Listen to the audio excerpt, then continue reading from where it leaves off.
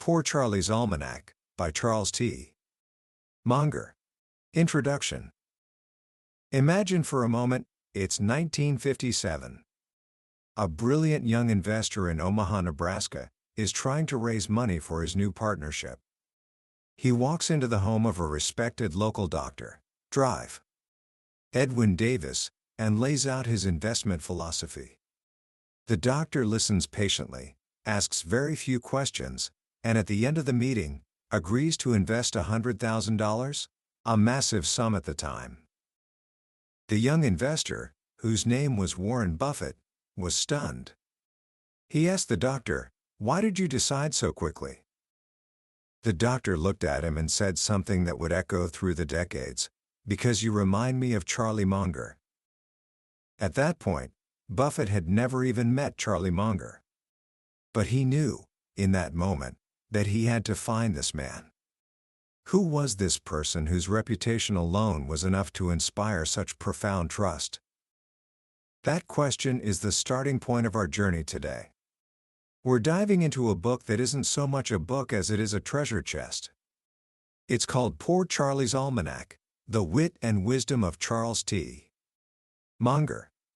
This isn't your typical business book with neat chapters and tidy formulas. It's a collection of speeches, essays, and off-the-cuff remarks from a man who is arguably one of the greatest thinkers of the modern era. Many people know Charlie Munger as Warren Buffett's silent partner, the vice chairman of Berkshire Hathaway who famously sits beside Buffett at their annual meetings and, when asked for his opinion, often just smiles and says, "I have nothing to add." But to see him only as a sidekick is to miss the entire point. Charlie Munger is the architect. He's the one who gave Warren Buffett the mental framework that transformed him from a good investor into one of the greatest capital allocators the world has ever seen. This book has sold hundreds of thousands of copies, not because it offers hot stock tips, but because it offers something far more valuable, a blueprint for thinking. It reveals a system for making better decisions, not just in finance, but in life. So, what I promise you today is this: by the end of our time together, you won't just know about Charlie Munger's investment strategies. You will have been given a set of mental tools, a latticework of models, that can help you see the world with more clarity, avoid common mistakes, and, as Charlie would put it, go to bed a little wiser than when you woke up. This isn't just about getting rich, it's about learning how to think. And that is a secret worth more than any stock portfolio. So let's begin. Let's unravel the wisdom of the man Buffett himself considers his greatest teacher. Book summary. So where do we even start with a mind like Charlie Munger's? Most people who want to succeed in a field, whether it's business, medicine, or law, tend to dig deep into that one subject. They become specialists. An economist learns economics. A biologist learns biology. But Charlie noticed a huge problem with this approach early in his life. He saw that the world isn't neatly divided into academic departments. The real world is a messy, interconnected system. He realized that a specialist often becomes what he famously called a man with a hammer. And to the man with only a hammer, every problem starts to look like a nail. If your only tool is a hammer, you go around trying to hammer everything. An economist tries to solve every problem with supply and demand.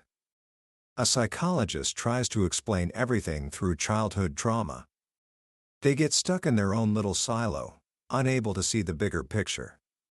Charlie knew this was a disastrous way to navigate life. It was, in his words, like being a one-legged man in an ass-kicking contest. You're giving up a massive advantage. So, what was his solution? He called it worldly wisdom.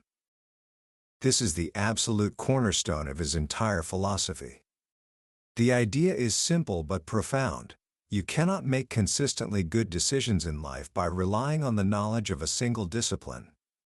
You need to build a latticework of mental models in your head. Imagine your brain has a framework, like the crisscrossing beams of a lattice. Each beam is a powerful idea from a major field of study. You need a beam from mathematics, a beam from physics, a beam from biology, psychology, history, and so on. You don't have to be an expert in all these fields. You just need to grasp the big, fundamental ideas, the core concepts that do most of the heavy lifting. Charlie estimates there are about 80 or 90 of these big models. Once you have this lattice work in place, any new information you learn, any experience you have, has a place to hang. It sticks. You start to see connections that others miss. You can diagnose problems more accurately because you're not just looking at them through one narrow lens. You're seeing the whole system. This approach became his secret weapon. It allowed him to sit in his chair and outthink people who were much smarter, but narrower, than he was. So, let's build a small part of that lattice work right now. What are some of the most critical models Charlie insists we must have in our mental toolkit? He always starts with the most fundamental discipline, mathematics. Specifically, the magic of compound interest. Benjamin Franklin, one of Charlie's greatest heroes, called it the stone that will turn all your lead into gold. It's the engine of wealth, but also a model for how small, consistent efforts can lead to massive results over time. If you don't understand compounding, you're missing one of the most powerful forces in the universe. But Charlie also emphasizes another, less obvious part of math: permutations and combinations. He realized that life isn't a straight line. It's a complex interplay of different factors coming together. Thinking in terms of probabilities, how likely different outcomes are, is essential. As he and Buffett would say, investing is like being at the racetrack. It's not about picking the horse that will win. It's about finding a horse whose odds are mispriced. You're looking for a bet where the chances of winning are greater than the odds suggest. You have to know enough to know when the gamble is mispriced. That is the essence of value investing. The next model comes from engineering and physics. It's the concept of a backup system, or redundancy. When engineers build a bridge, they don't design it to handle the average load. They design it with a massive margin of safety, able to withstand forces far greater than anything it's likely to face. Charlie applies this directly to investing in life. Your finances need a margin of safety. Your career needs a margin of safety. You never want to be in a position where one single mistake, one unexpected storm, can wipe you out. This is why Berkshire Hathaway always has mountains of cash on hand. It's their margin of safety, allowing them to not only survive crises but to thrive by taking advantage of opportunities when others are forced to retreat. Another idea from physics is the concept of a breakpoint, or critical mass. In a nuclear reaction, nothing much happens until you reach a certain point of mass, and then, an explosion. Life is full of these moments. A business can struggle for years, and then, one small change, a new product, a new market, can trigger explosive growth. Munger calls this a Lollapalooza effect, when multiple factors all push in the same direction at the same time, creating a result that isn't just additive, but multiplicative. He's always on the lookout for these moments, both in business and in understanding human systems. But perhaps the most powerful and unique tool in Charlie's entire lattice work comes from a simple, yet profoundly effective, mental habit. He calls it inversion. The great German algebraist Carl Jacobi was known for constantly repeating the phrase, invert, always invert. He knew that many hard problems are best solved when they are addressed backward. Charlie took this idea and made it a central part of his thinking. Instead of asking how to achieve a goal, he would turn it around and ask, what would guarantee failure? He tells the story of a rustic who once said, all I want to know is where I'm going to die, so I'll never go there. People laugh at this, but Charlie sees profound wisdom in it. If you want to help India, don't just ask, how can I help India? Instead, ask, What is the one thing that would hurt India the most, and how can I avoid it? If you want to have a happy life, don't just ask, what will make me happy? Ask, what would guarantee my misery? The answers are often simple: sloth, unreliability, envy, resentment, self-pity, and intense ideology. If you can just avoid those things, you've already won half the battle. This inversion process forces you to see the hidden obstacles. It forces you to identify the points of failure you need to avoid. In investing, instead of just asking what could go right with a company, Munger always asks, what are all the things that could go wrong? What could kill this business? By identifying and avoiding the downsides, the upsides tend to take care of themselves. It's a powerful way to clear your thinking and avoid catastrophic mistakes. Now, we come to the discipline that Charlie believes is the most important of all, yet the most misunderstood and poorly taught: psychology. He found that the world wasn't run by neat economic models of rational actors. It was run by human beings, with all their quirks, biases, and irrational tendencies. He realized that if he didn't understand the psychology of human misjudgment, he'd be like a blind man in a world of illusions. So, over decades, he developed his own checklist of the 25 standard causes of human misjudgment.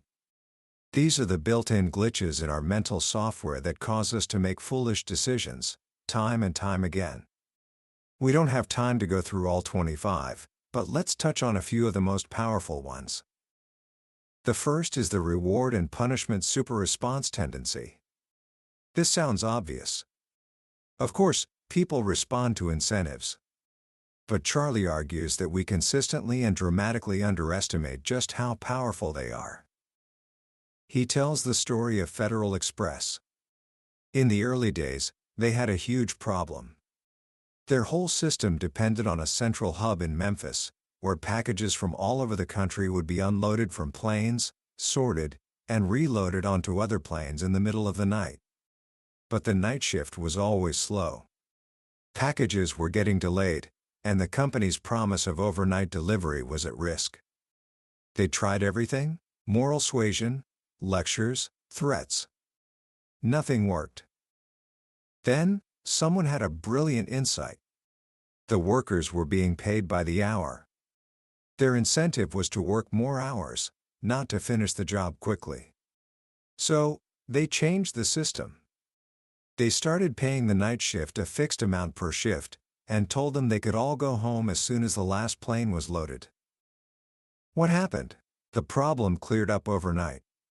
The planes were loaded in half the time. The workers figured out the most efficient ways to get the job done, and then they went home early. The incentive was aligned with the desired outcome. Charlie's lesson here is profound. Never, ever, think about something else when you should be thinking about the power of incentives. He says that if you want to persuade someone, you should appeal to their interests, not just their reason. As Ben Franklin said, it's a wiser way to navigate the world. This leads directly to what Charlie calls incentive-caused bias. This is the subconscious tendency of people to see the world not as it is, but in a way that benefits them. As the author Upton Sinclair once wrote, "It is difficult to get a man to understand something when his salary depends on his not understanding it." Charlie saw this everywhere. He tells the story of a surgeon in his grandfather's town who was sending bushel baskets full of normal gallbladders down to the pathology lab. He was performing unnecessary surgeries. When a friend asked him if the surgeon knew he was committing fraud, the friend replied, "Hell no, Charlie." He thought the gallbladder was the source of all medical evil, and if you really loved your patients, you couldn't get that organ out fast enough. His incentive to perform surgeries warped his judgment until he genuinely believed he was doing the right thing. This is a terrifying and powerful force. It explains why financial advisors might recommend high-fee products, or why management consultants' reports almost always conclude that the problem requires more management consulting. The antidote? Be especially wary of advice when it is especially good for the advisor. Learn the basics of their trade so you can spot the bias. And always ask yourself, what are the incentives at play here? The next tendency is one that psychology professors love because it makes people do such ridiculous things. It's called social proof tendency. This is our automatic, subconscious tendency to think and act like those around us. It's the monkey see, monkey do instinct. Often, this is a helpful shortcut. If you're in a strange city and you see a crowd running in one direction, it's probably a good idea to run with them. They might know something you don't. But this tendency can also lead to massive folly. In business, it's the reason for fads. If one oil company foolishly buys a copper mine, you'll soon see other oil companies buying copper mines. It's not because they've done a rational analysis, it's because they feel the pressure to keep up. It's the fear of being left out. This tendency is most powerful when we are in a state of uncertainty or stress. This is the technique used by cults. They isolate you from your normal social environment and surround you with true believers. The new social proof becomes overwhelming, and your old beliefs can be washed away.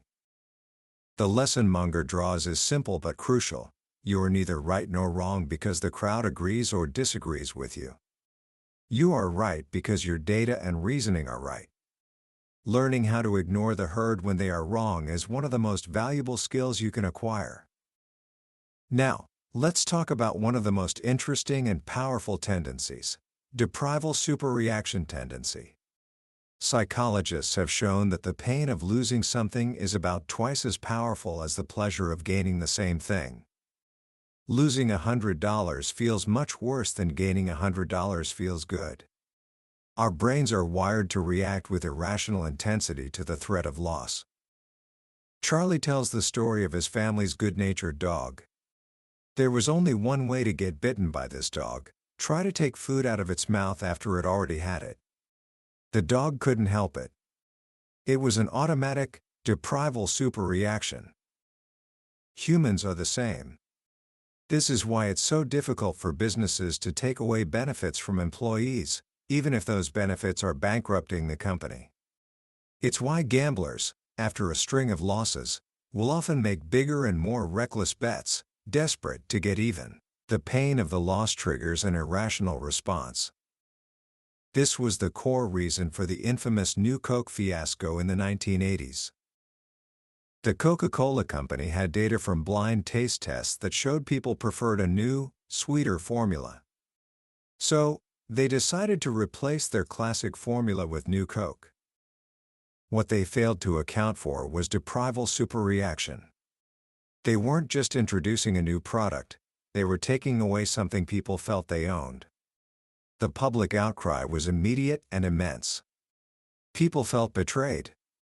They didn't want a better Coke, they wanted their Coke. The company had to backtrack and reintroduce the original formula as Coca-Cola Classic. They had stumbled into a psychological minefield. The lesson is that taking something away from someone that they feel they possess is a very, very dangerous thing to do. Another key tendency is inconsistency avoidance tendency. Our brains are reluctant to change. We want to be consistent with our past commitments, our identity, and our conclusions. This is why habits are so hard to break. As Marley's ghost says in A Christmas Carol, "I wear the chains I forged in life." Those chains are habits that were too light to be felt until they became too strong to be broken. This tendency can be used for good. When you make a public commitment to a goal, your desire for consistency makes you more likely to follow through. But it also leads to what's known as first conclusion bias. We tend to cling to our first ideas, even in the face of overwhelming evidence that they are wrong. The great Charles Darwin understood this danger. He trained himself to do something extraordinary.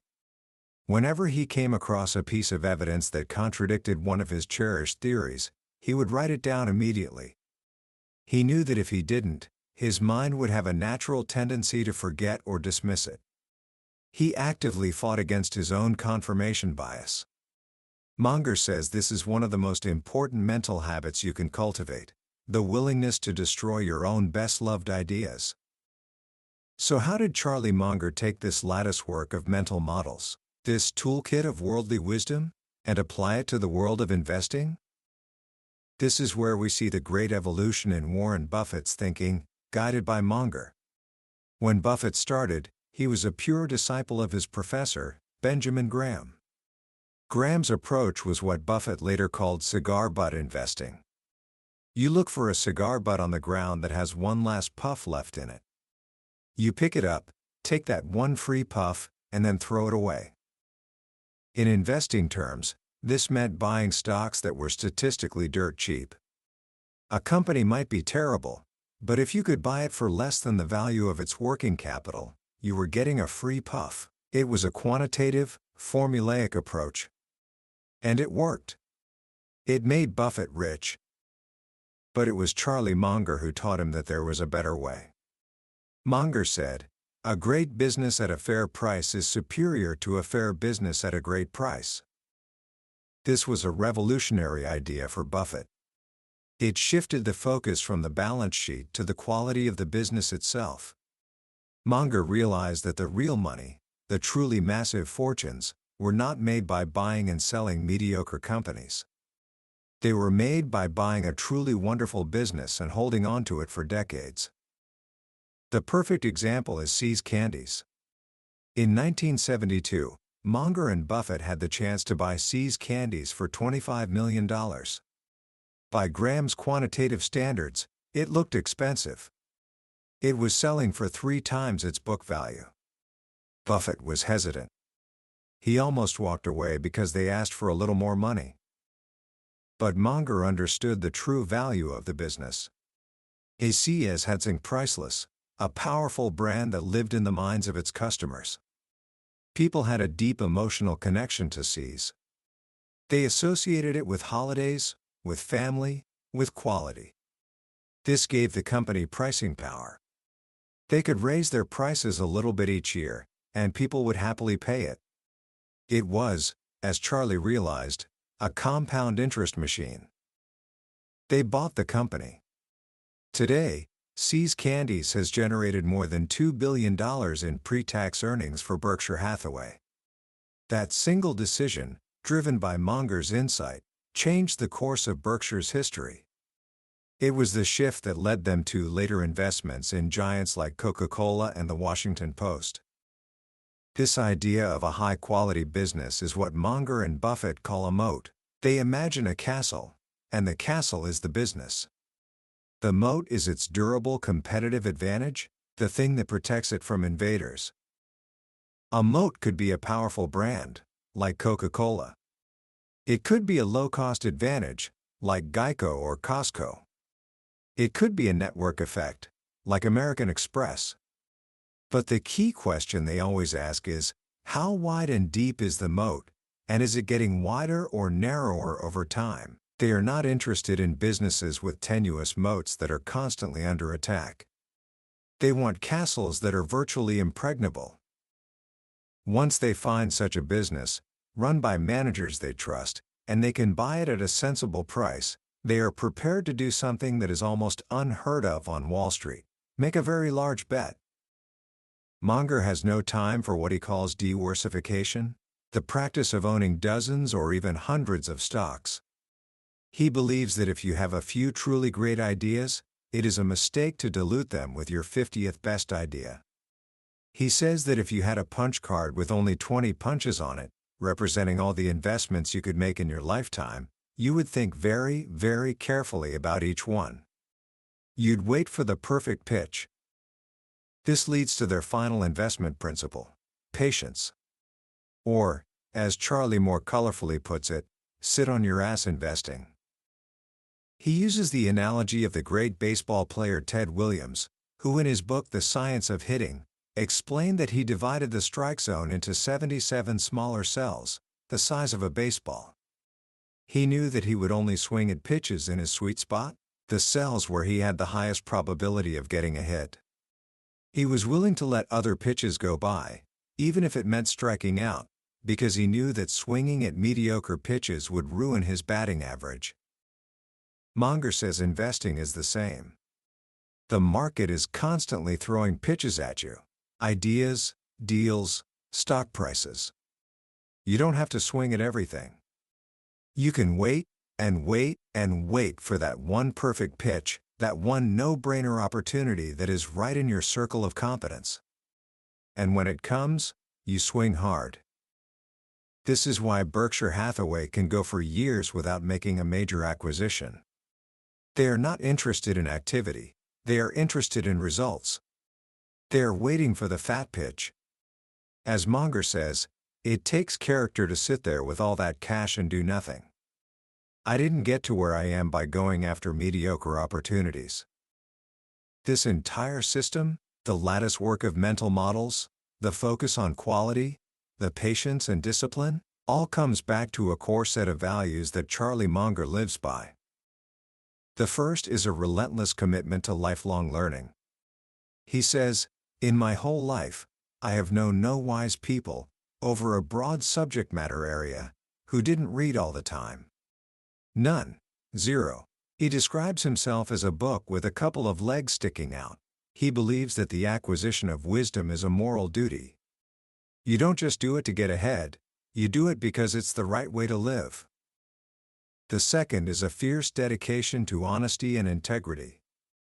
He lives by the simple rule, don't sell anything you wouldn't buy yourself. He believes that a seamless web of deserved trust is the highest form a civilization can reach. When you have that, you don't need complex contracts or endless bureaucracy.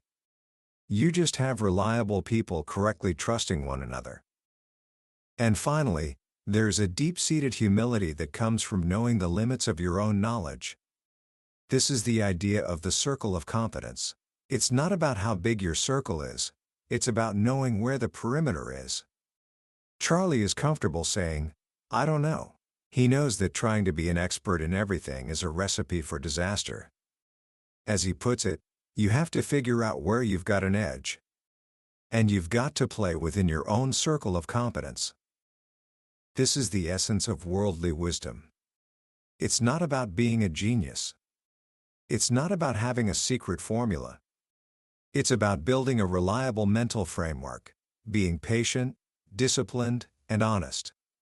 It's about dedicating your life to becoming a learning machine, so that every day, you go to bed a little wiser than you were when you woke up. It's a simple idea.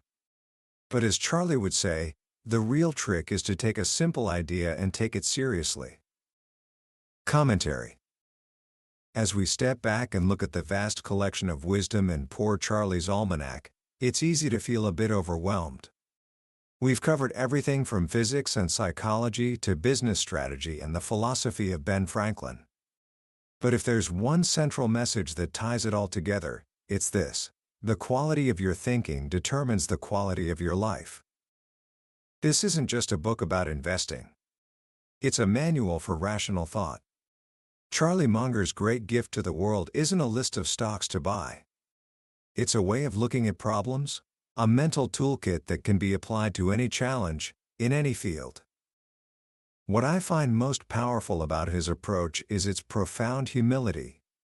In a world that rewards loud, confident experts, Munger's philosophy starts with the admission of ignorance. The first step to wisdom, he teaches us, is to know what you don't know. To define the edges of your own circle of competence and to have the discipline to stay within it. This is so countercultural. We're taught to have an opinion on everything, to pretend we have all the answers. Charlie shows us that true power comes from knowing the limits of your own understanding. The second key takeaway for me is the idea of inversion. It's such a simple mental trick, yet it's incredibly powerful. We are all so focused on success, how to get the promotion, how to build the business, how to be happy. Munger teaches us to flip the problem on its head. Instead of asking how to succeed, ask what would guarantee failure. What are the foolish, self-destructive behaviors that lead to ruin? By identifying and avoiding those pitfalls, success often takes care of itself. It's a strategy of avoiding stupidity rather than chasing brilliance. And in a complex world, avoiding stupidity is often the more reliable path. Finally, there's the central, beautiful idea of the latticework of mental models. This is Charlie's answer to the narrow specialization of the modern world. He's telling us that to truly understand reality, we can't stay in our own little intellectual neighborhood. We have to venture out. We have to learn the big ideas from all the major disciplines. This doesn't mean we need to become PhDs in physics or psychology. It just means we need to be curious. We need to read broadly. We need to see the world not as a collection of separate subjects, but as a single, interconnected system. So, how can you start applying these powerful ideas to your own life, right now? First, start building your own latticework. This week, pick up a book on a subject you know nothing about. It could be biology, history, or psychology. Just look for the big, foundational ideas. Don't worry about memorizing details, just try to understand the core concepts. Think of it as adding a new tool to your mental toolkit. Second, practice inversion on a personal problem. If you're struggling with a goal, instead of just thinking about how to achieve it, spend 10 minutes writing down all the things you could do that would guarantee you fail. You might be surprised by the clarity that emerges. And third, embrace the idea of being a lifelong learner. As Charlie says, go to bed every night a little wiser than you were when you woke up. This doesn't have to be a grand endeavor. It can be as simple as reading for 30 minutes before you go to sleep instead of scrolling through your phone. It's the compounding of knowledge, day after day, that leads to true wisdom.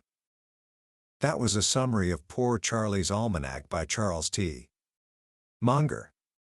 We've explored some of the incredible ideas in this book, but a summary is like looking at a travel brochure for the Grand Canyon. It can show you the pictures, but it can't give you the feeling of standing on the edge and seeing it for yourself. The real magic of this book is in the way Charlie's voice, his wit, and his profound wisdom come through in his own words. This summary is just a signpost, meant to show you if this is a journey worth taking. If any of the ideas we've discussed today sparked something in you, I encourage you to pick up a copy. It's not a book you read once, it's a companion you return to again and again, discovering new insights each time. The link to the book is in the description below. Also, if you found this summary valuable, please consider liking this video and subscribing to the channel. It tells us that this work is helping you, and it ensures you won't miss our next exploration into another life-changing book from the billionaire's bookshelf. Let's continue this journey of learning and growing together.